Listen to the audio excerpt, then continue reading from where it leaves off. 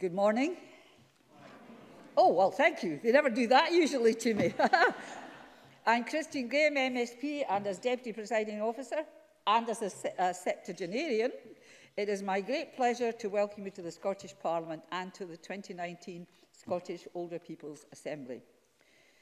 I can say it makes a pleasant change to see different faces fill the chamber. You've already started well. You've said good morning to me. And I know you're not going to be as rowdy as my colleagues can be at times. But never mind, I put them in their places. I'm sure you might be aware. Now, undoubtedly, Scotland's society is changing. Here I am, 75, Deputy Presiding Officer, ticking along nicely, thank you very much. The days when they saw older people sitting by the fire, crocheting, and that's just the men, colours in their hair, shawl round their shoulders, long since gone.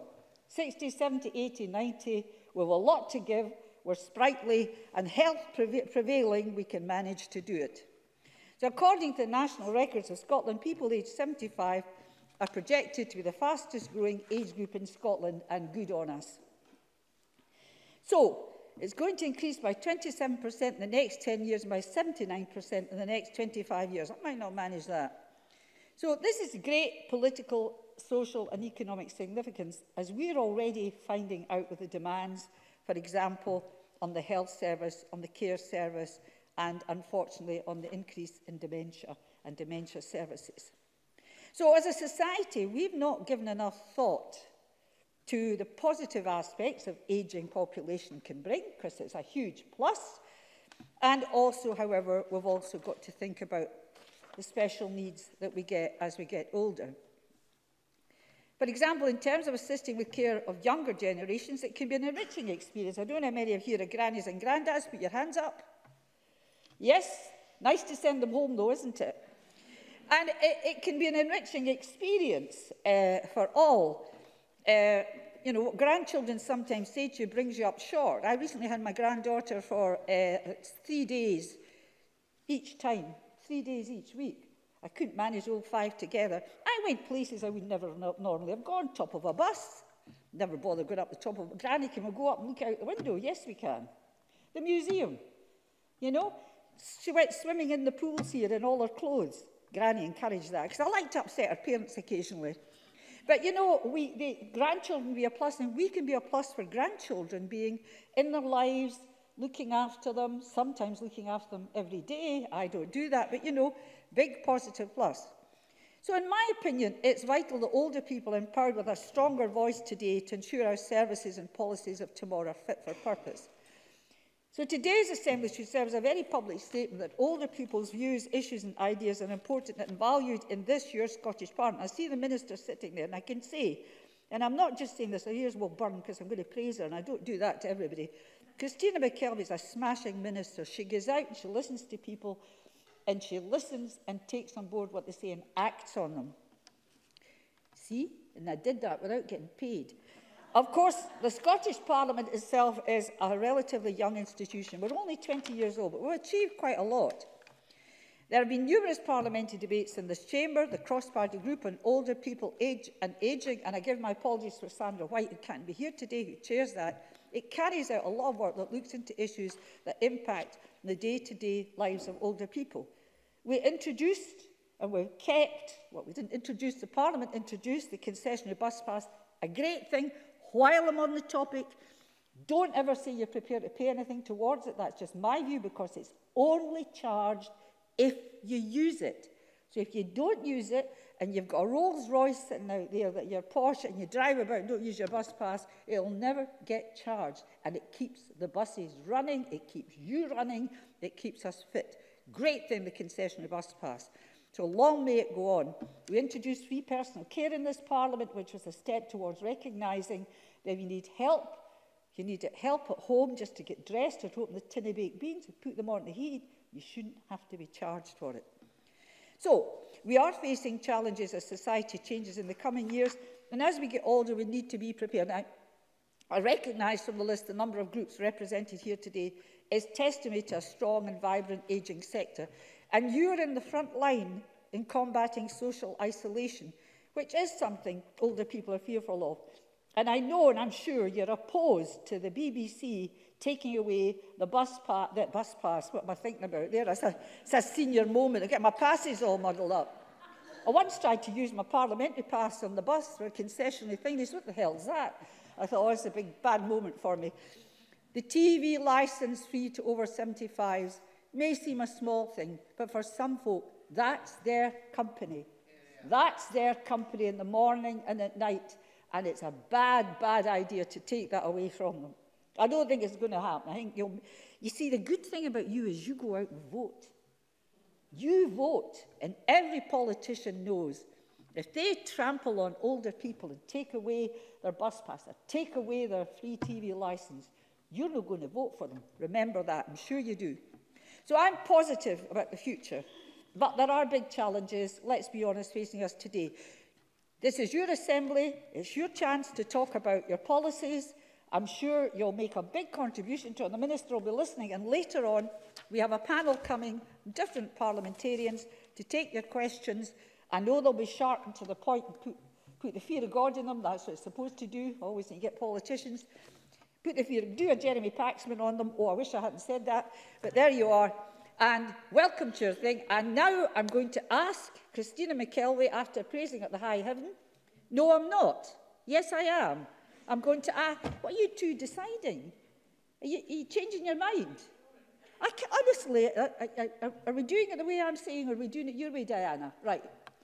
I asked Christina McKelvey, MSP, Minister for Older People and Equalities, to address you. Thank you.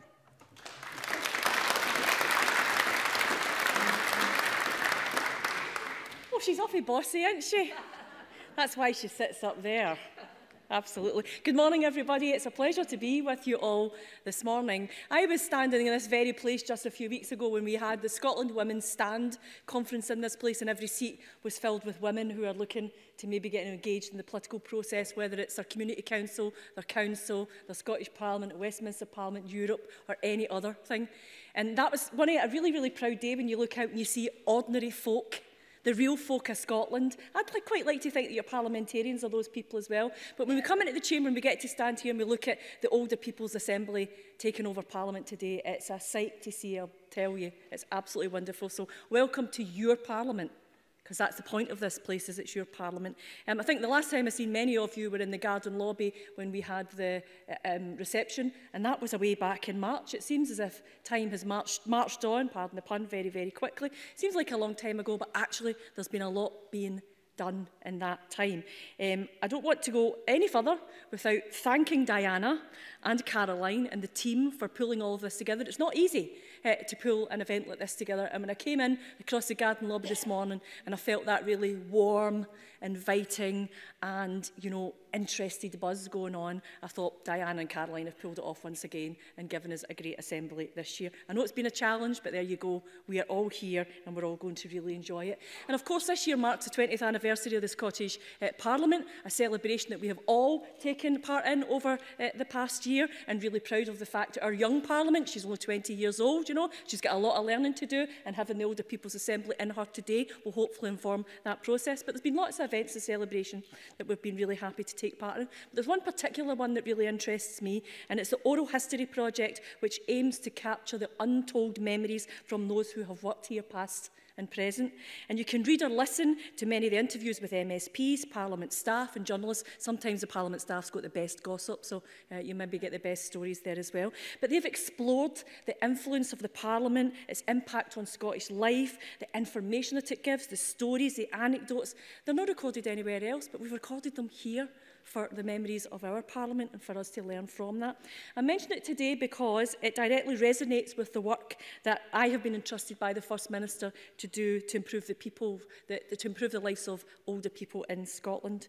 But what's the connection? I maybe hear you ask. Well, just as we can listen to the stories and experience of people who have worked across the lifetime of the Scottish Parliament, we can learn from your stories too. It's about how we make things and do things better, to think differently. Well, That is what we wanted to achieve, and we have started that work with the Older People's Assembly. We wanted to listen to the voices and experience of older people and use them to determine our course of action. So we've done just that with the help of SOPA and including many, many others in this room today and their organisations, and of course the other stakeholders who have been a part of that. They've all been part of something called the Older People Strategic Action Forum, and they always ask me to emphasise the action because we want to see action, not just talk. We call it OPSAF. That's its short name, and we've had a great meeting just in the last few weeks on where we should go. But we've used those stories, that lived experience, that information and feedback to create a Fairer Scotland for older people, a framework for action, which was published back in April. We had a great time doing that, that event that day. Christine, Graham and I had a game of table tennis to prove that people, you know, when they get older, we were on the same side and she was still being competitive. It was doubles. But we had a great day that day launching that, and it just, again, proved the point that you can be active, you know, and take part in your communities. I'd like to take the opportunity just to touch on that framework a wee bit for today, tell you what we're doing next with the emphasis on the action. We published the framework back in April, so that's given us about 6 months to read it. I'm sure you've all read it from cover to cover. I'll be asking questions later. I'm sure you'll be asking me questions too. But one of the key themes of that framework was about listening to older people's voices. So in every chapter, we started by laying out what older people have told us. We took your priorities as our starting point. We addressed the things that you wanted done first, but the priorities that you gave us based on your lived experience, your knowledge, also helped us to look at the bigger picture back in government. So we took all of that information, took those priorities and engaged them right across government, and we generated many, many conversations on further ideas. Those priorities influenced how colleagues across government responded to the conversations that they are now having on age and ageing.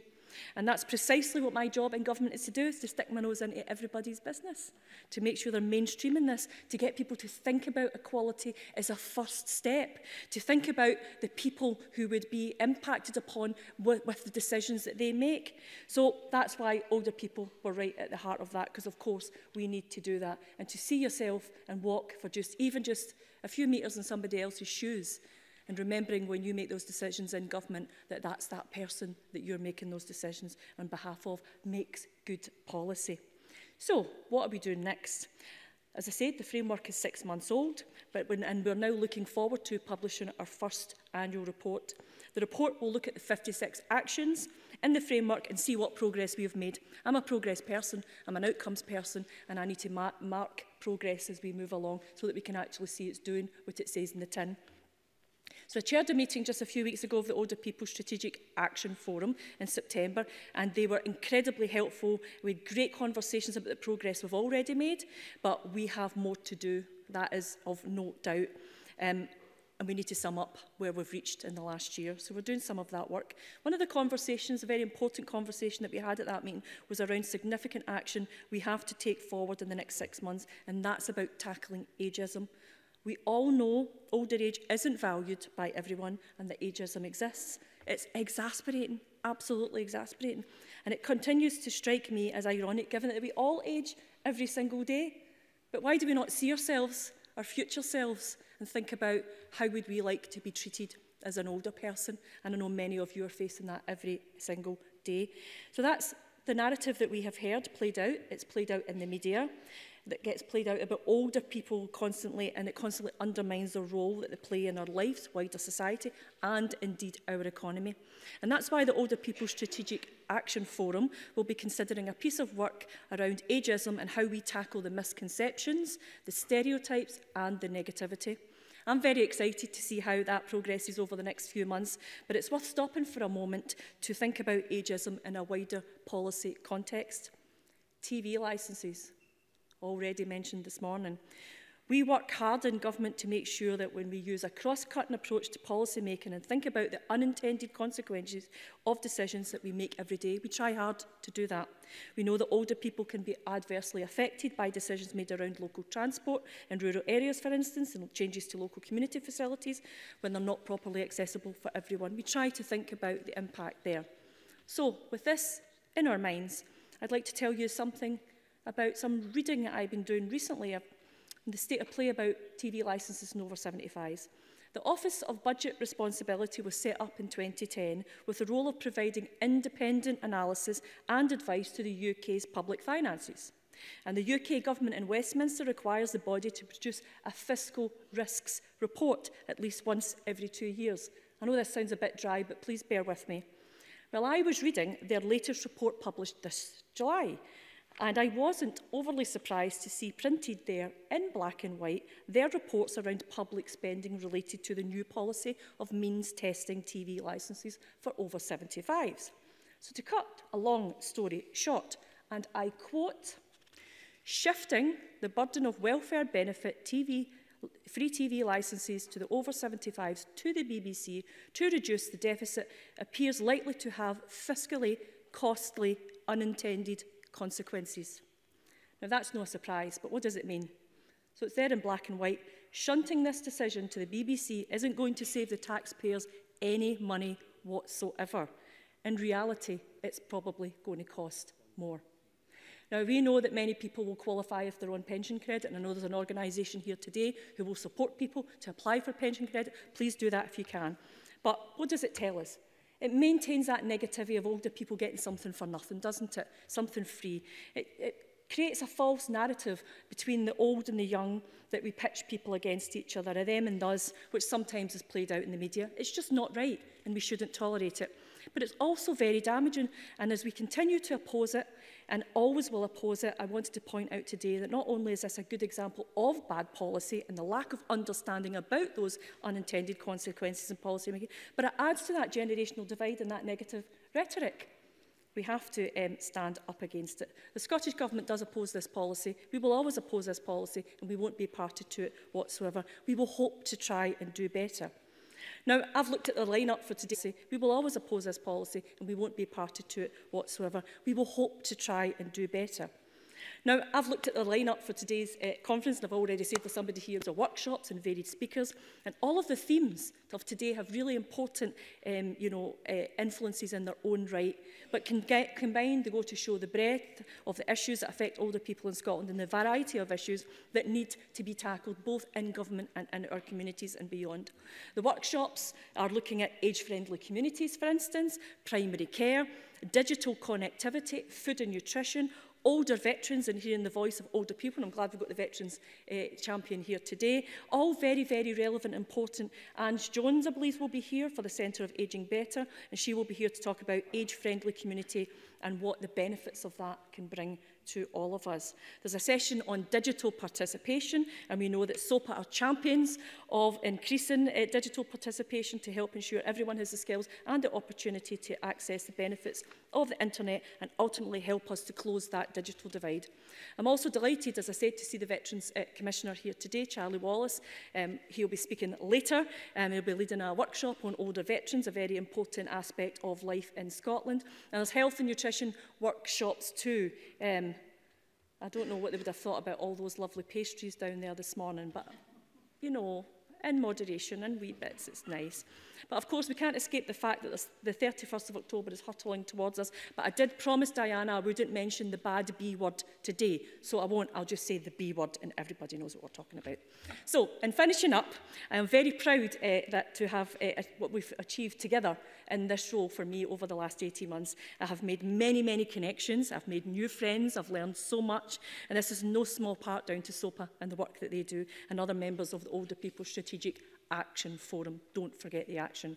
Of course, there is always more to do. I'm very mindful of that. But we've turned on the ignition, we've manoeuvred a tricky first bend, and we're now heading onto the motorway to hurtle towards our destination. You have my ongoing commitment to continue to make Scotland the best place to grow up, but also the best place to grow older. Enjoy the rest of your day.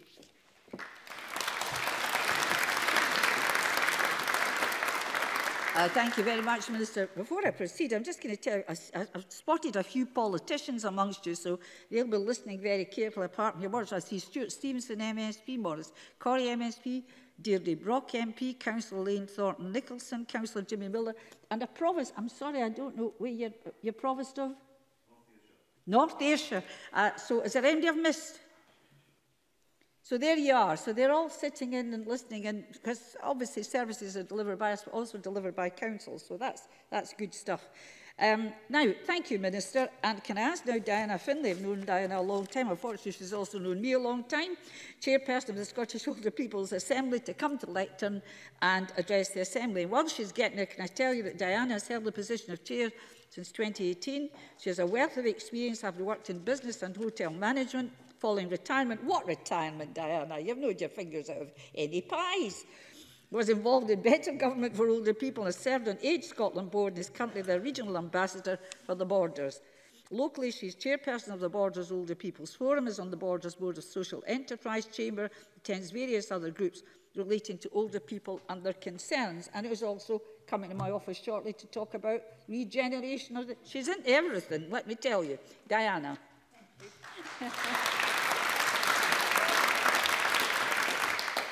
Good morning, everyone. Today, I think actually you'll find that some of the things that I've said or will say is very similar to what the Minister has said and also Christine. But however, we'll plough on. Today is SOPA's 10th Assembly, and it's coinciding with the 20th anniversary of the Parliament, which is our Parliament, which we emphasise.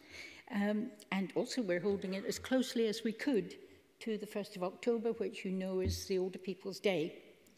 So during the 10 years of SOPA assemblies, I think I've been around for that time, we have visited a whole range of topics which were raised by older people.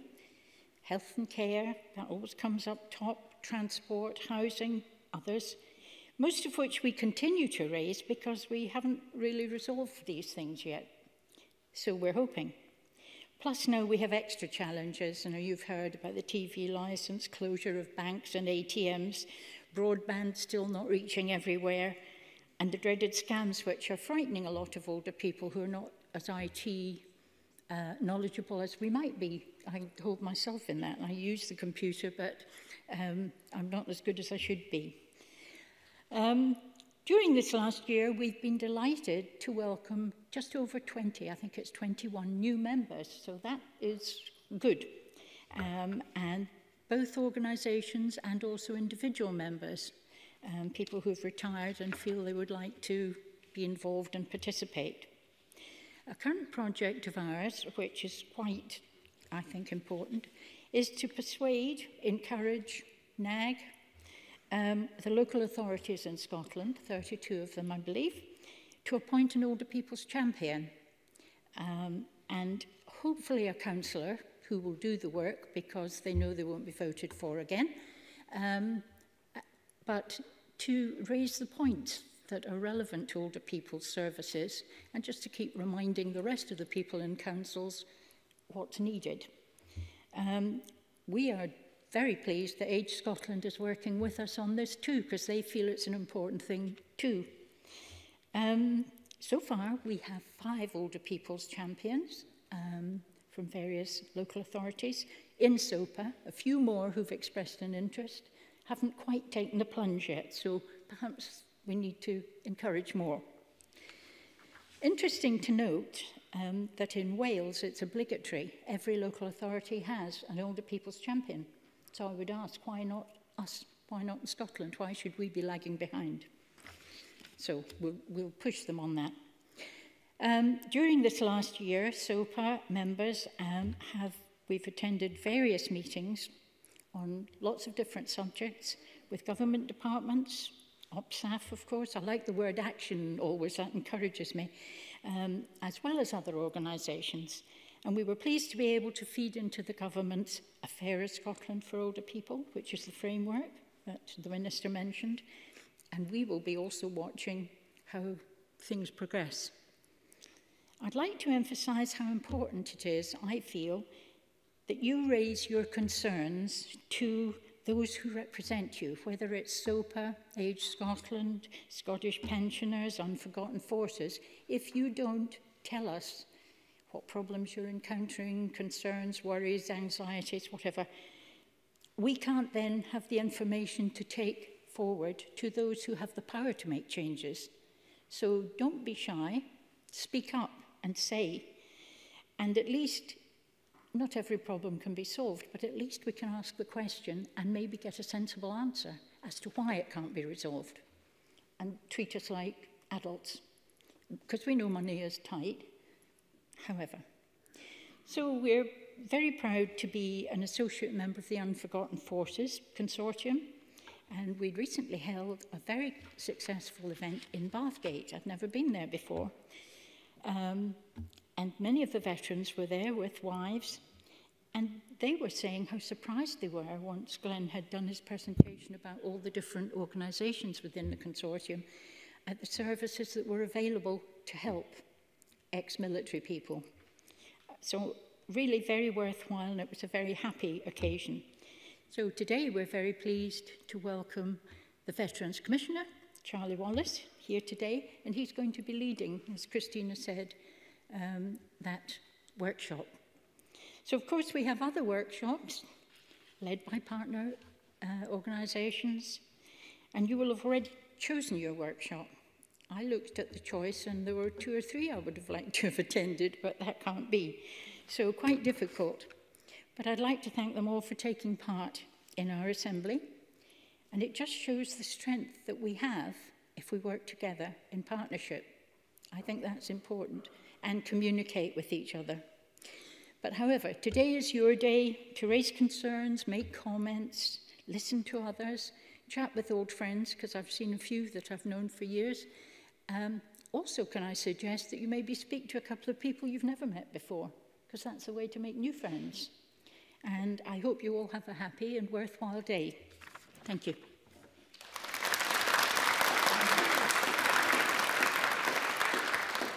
Thank you very much, Diana.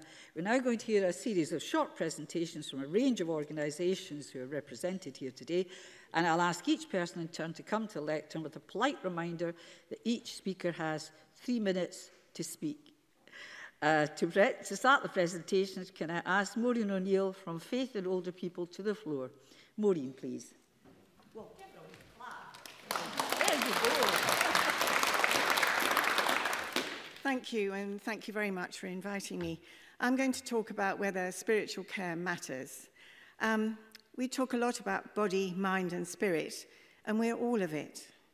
But what motivates us is our spirit, and we give it very little attention when we give physical needs much stronger attention. Spiritual care is often seen as a difficult concept. The initial perception is that it's only about religion, and therefore if you don't have a faith, then it doesn't feel like your business. However, this ignores the fact that faith may be of enormous importance to the person you know, whether in their own home, whether in a care home or a hospital. And spiritual care has a much wider dimension to it. There are many definitions, but fundamental to them all is what gives us meaning and purpose in our lives and how we express it. How do we keep going? What motivates us to get up? It's core to the what matters to me approach. It's important in understanding our own attitudes and values and how we wish to be treated. Dignity, respect, and understanding. In the preface to the Faith in Older People's cameo article for Scottish Care, Donald McCaskill, the chief executive, wrote, "Spirituality has to do with the heart and pulse of being human. It is a soundless language which communicates our deepest emotions of love, anger, fear, and belonging." And I know those are issues we all face at one time or another. It is the rhythm which gives form to our many innermost thoughts and feelings. So to offer spiritual care is to give opportunity, and particularly time and place, to enable an individual to explore and to express who they are as a human individual. The Scottish Government has always had a strong commitment to spiritual care, and this is provided through spiritual care teams in each health board. The commitment is reflected in a range of policies, including the Palliative Care Delivery Plan, the Dementia Strategy, and importantly, the National Care Standards. And these are all underpinned by an acknowledgement of human rights, and that's a key feature in all policies in emphasising our core values. So spiritual care education for all those who are involved in care is really critical. FEOP is a very small voluntary organisation open to those of faith or none. We aim to develop a strong understanding of why spiritual care is important to our well-being as we age. We have a focus on dementia, end of life, particularly loneliness and isolation at the moment, and a range of other themes.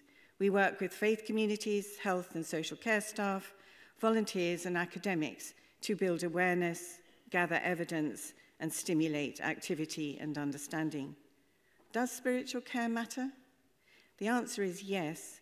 We each contribute to enhancing somebody's spiritual well-being through understanding what their innermost needs are, acknowledging for some that it is faith, that it's important in sustaining our resilience, but we get our spiritual dimension from music, the arts, the outdoor world, our relatives and friends. It's a raft of different things. But importantly, it brings comfort. We all have a role in supporting body, mind, and spirit, and understanding what matters to each of us. Thank you.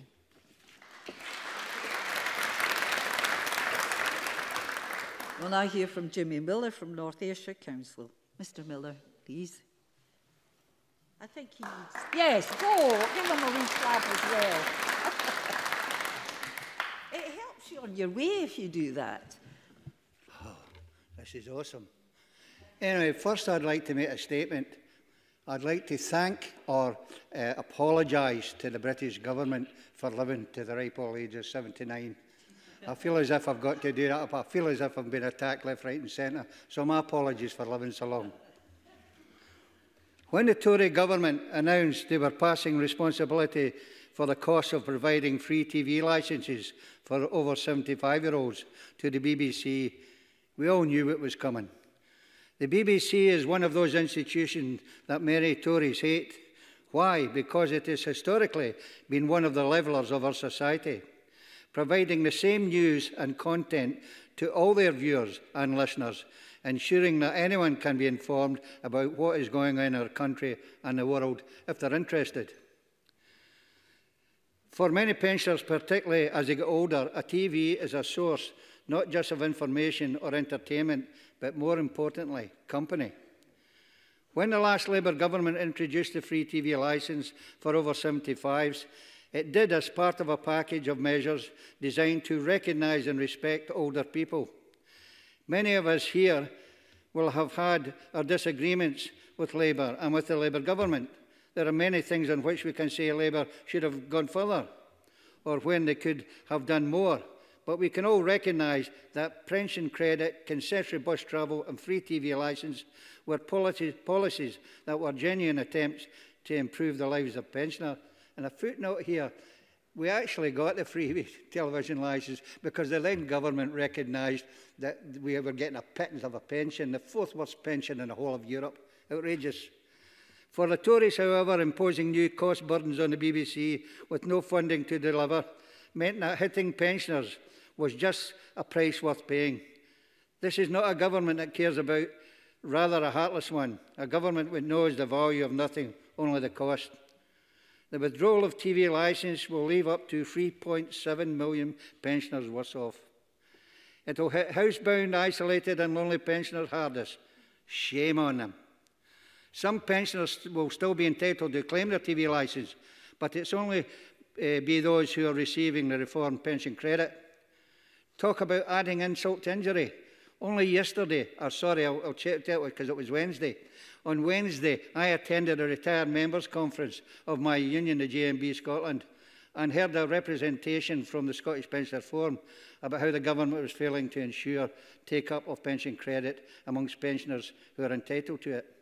Tim Roach, the General Secretary of the JMB Union, has described the scrapping of free TV licence for over 75s as outrageous and unfair. Our JMB Congress agreed, saying, the Tories clearly don't value pensioners. They've palmed off the responsibility for free TV licence and snatched away the cash. The TUC last month agreed to, and the GM made a call to the TUC for pensioners to refuse to pay the licence fee when the benefit ends in June 2020. At this stage, ladies and gentlemen, there is a scam out there. Some of you might already have received it. The scam is we're getting letters now saying that you have to pay this fee up front 12 months in advance. It is a scam. Please notify your local council or your local MSPs and MPs that this is going on. It's absolutely outrageous. Between then and now, we have built resistance to this policy. We cannot let the Tory government forget that it was elected on a manifesto which pledged to keep the TV licence until at least 2022. With another highly contested general election just round the corner, we need to hold the Tories' feet to the fire on pensioners' rights and benefits. Let's start by defending the TV licence. I can end by saying I would like to congratulate the previous speaker, our MSP, when she mentioned about getting pensioners champions for, our councils. Today, I would like to thank North Ayrshire.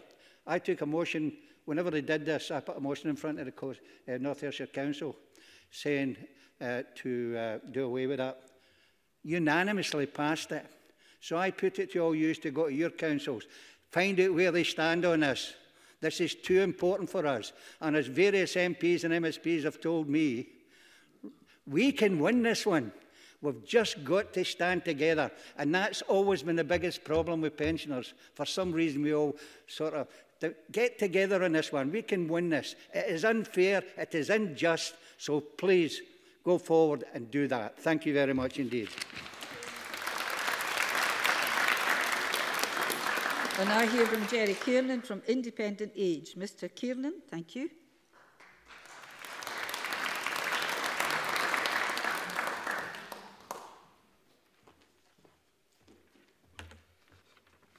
Well, I've certainly aged this morning just trying to get parked in Edinburgh, I have to say, so I apologise for my lateness. And thank you for the opportunity to speak today. In June, Independent Age launched its Credit Where Credit's Due campaign, which has shone a light on the scandal that is £3.5 billion worth of the important financial lifeline pension credit that is not reaching older people who are entitled to the benefit every year. Despite the UK government admitting this, it has done little to change or improve the situation, and as a result, millions remain unclaimed each year. We estimate that the government has benefited from £7 billion in unclaimed pension credit since the election in 2017, and we further estimate that that will reach £17 billion by 2022. Independent Age is calling on the government to introduce an action plan and to commit to a 75% uptake target by the end of 2020. In Scotland alone, there are 123,000 pensioner households missing out on up to £332 million worth of pension credit benefit. We've received an overwhelming response to our campaign. Thousands of people have written to their MPs, and more than 100 MPs have publicly supported the campaign on social media and in the press, including 14 in Scotland. We were delighted recently that the Scottish Parliament's Social Security Committee announced it was launching an inquiry into the issue of benefit take-up, including pension credit. We applaud MSPs who are giving this issue the attention it deserves, but reform will only come if Whitehall are pushed to act. So we're calling on the UK government to fix the system, make pension credit payments automatic, and ensure those most in need receive the support that they're entitled to. Thank you.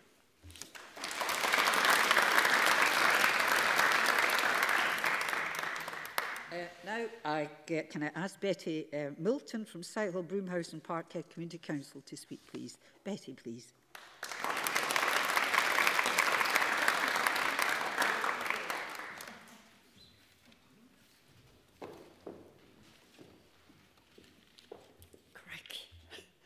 Good morning, everybody. I may as well tell you the truth. I'm a nervous, total wreck. This is the first time I've ever had to do anything like this, so please bear with me. You look splendid. Off you go. I feel like singing. I feel like singing more than doing this.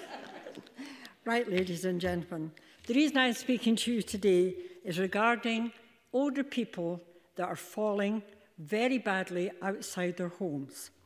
I brought this up because it is very near to our hearts Everybody I've spoke today has fallen. I would like to ask the group, how many people have fallen outside? Lovely.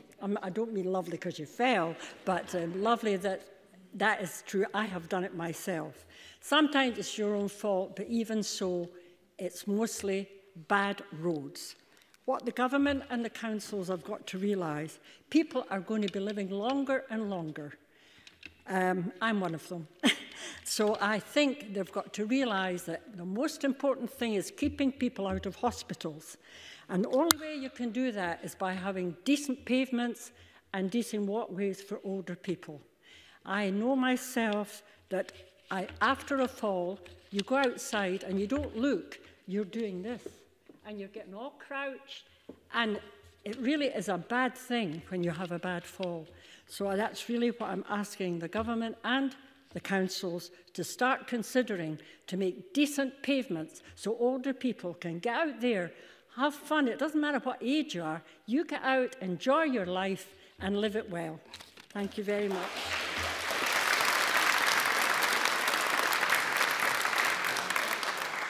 You didn't sound nervous. In fact, you did a demonstration as well while you were at it. Now hear from Diana Stirling talking on behalf of Disabled Living Foundation. Diana, please.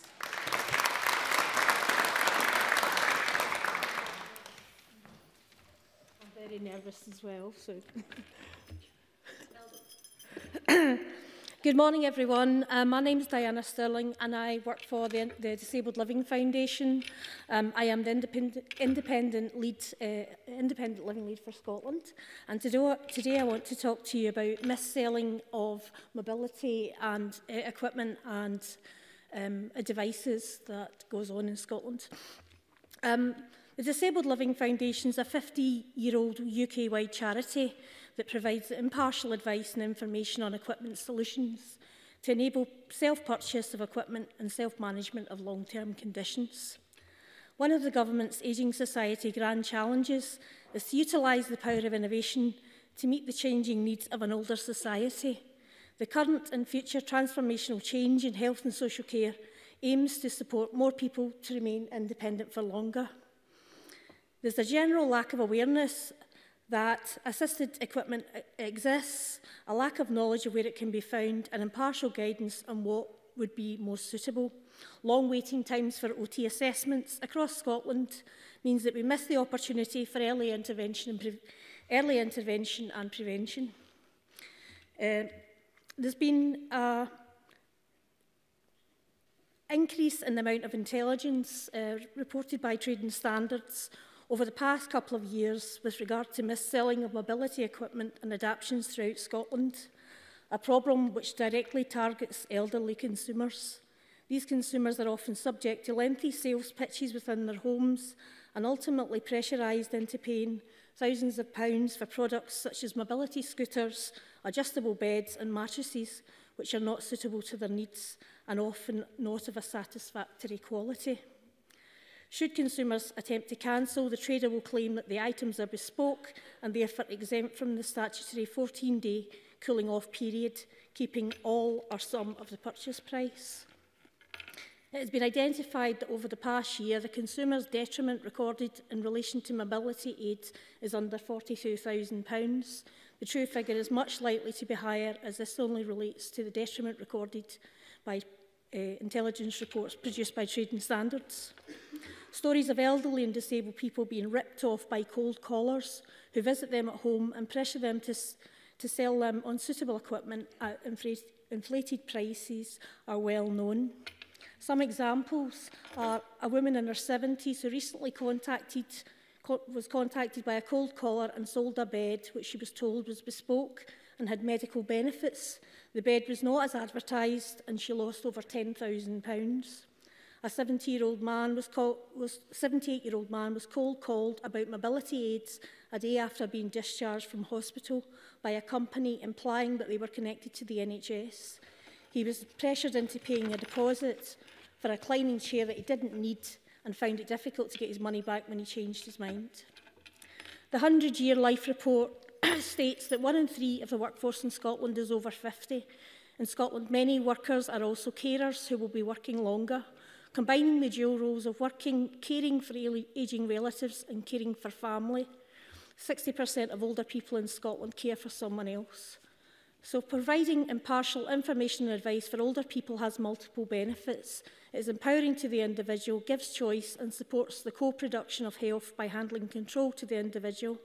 In this digital age, people want to access information that can be trusted 24/7 to fit in with their busy lives. The Disabled Living Foundation has a long 50-year history of providing impartial advice and information to the Department of Health Information Standards.